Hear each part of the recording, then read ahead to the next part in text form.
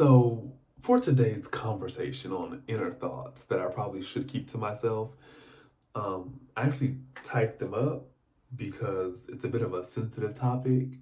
And while I know I'm going to still upset the people, I just want to make sure that I read the things verbatim and don't get my thoughts and my words twisted. So, if I type it up, I can read it and we're all safe.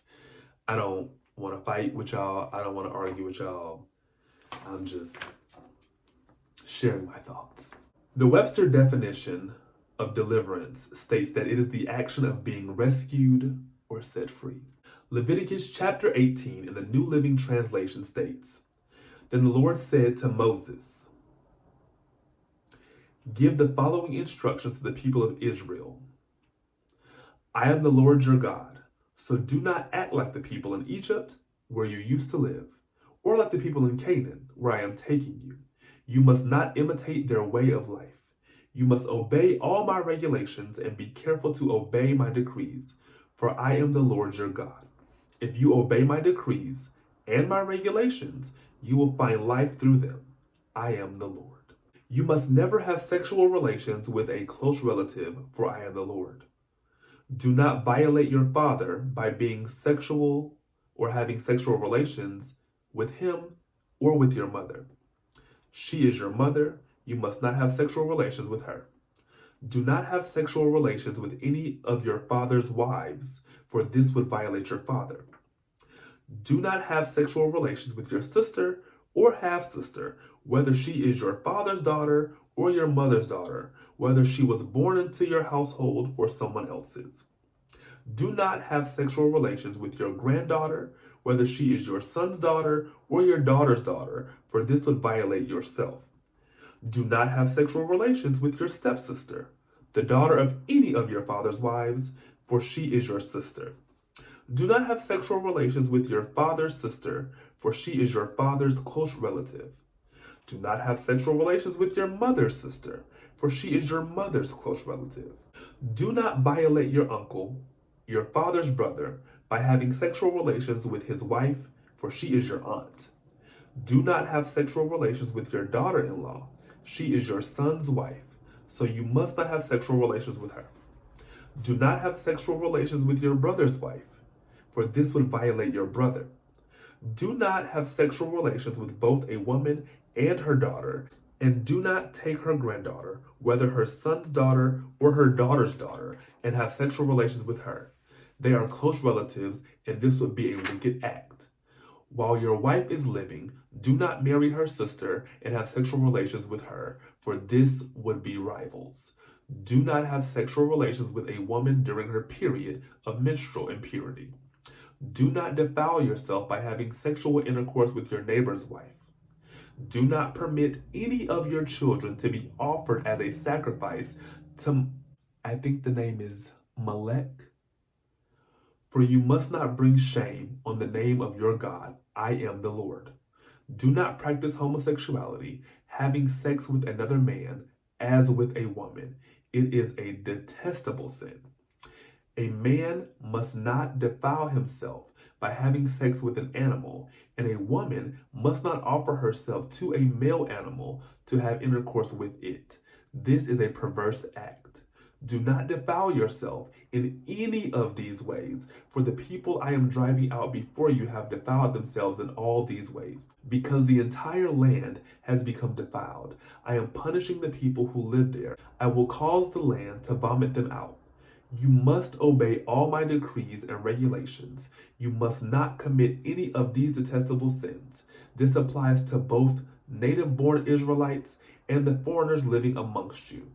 All these detestable activities are practiced by the people of the land where I am taking you. And this is how the land has become defiled. So do not defile the land and give it reason to vomit you out, as it will vomit out the people who live there now.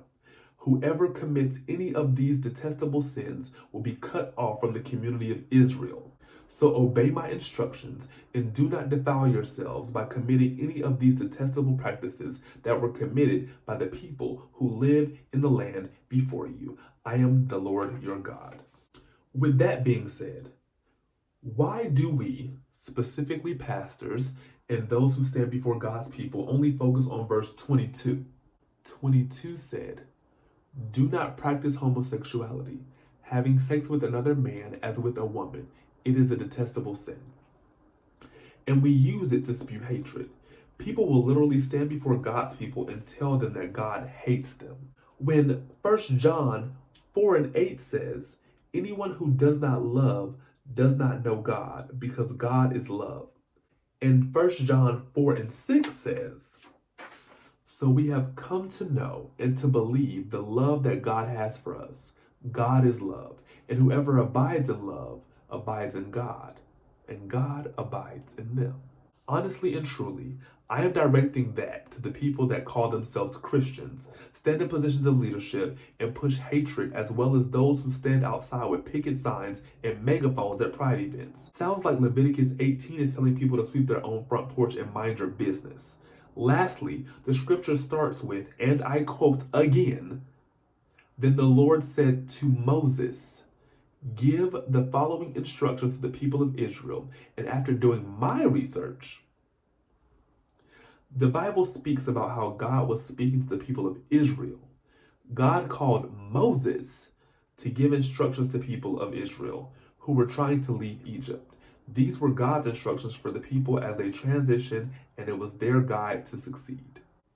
Several takeaways from this. 1. Can people be delivered from homosexuality along with other things? Yes. But that's not for everybody, strictly for those who God sees fit for that.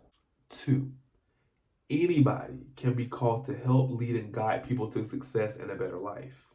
3. Some of you can't hear God and do the job effectively because your hatred and your taught hatred is louder than the voice of God. And 4. God still loves me with a never dying, unconditional, never failing love, and he feels the same way about every LGBTQ plus identifying person that can see and or hear this video.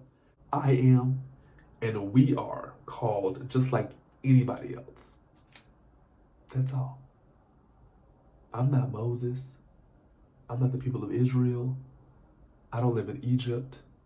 I'm not moving to Canaan.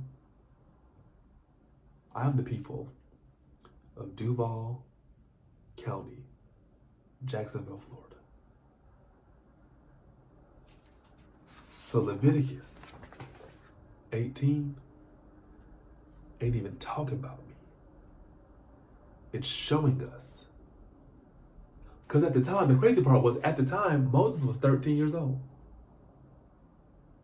So this is showing me that God can literally use anybody to lead people to where he wants them to go. If you just trust God, God will create a space for those people to trust you even if they don't know you. But y'all rather just spew hate and create a space for people to hate the gays. And this ain't had nothing to do with me. But I digress.